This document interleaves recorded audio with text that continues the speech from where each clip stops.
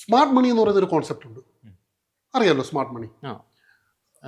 FII, DII, hedge fund, proprietary ഫംസിൻ്റെ fund, അതിനെയാണ് smart money എന്ന് പറയുന്നത്. അതിൻ്റെ ഫ്ലോ അനലൈസ് ചെയ്യും. എല്ലാ ദിവസവും വൈകിട്ട് NSE അത് ഡിക്ലെയർ ചെയ്യും. എല്ലാ ദിവസവും രാത്രിയിൽ, അതായത് നെക്സ്റ്റ് ഡേക്ക് പ്രയർ ആയിട്ട് നമുക്ക് ഇന്നത്തെ ഡാറ്റ കിട്ടും.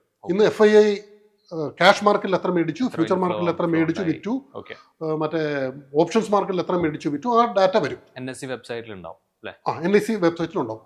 അല്ലാതെ ഇപ്പൊ എല്ലാത്തരം ടൂളുകളിലും അത് കിട്ടുന്നുണ്ട്, എല്ലാത്തരം ഇതിലും അത് കിട്ടുന്നുണ്ട്. അപ്പോൾ അത് അനലൈസ് ചെയ്യും.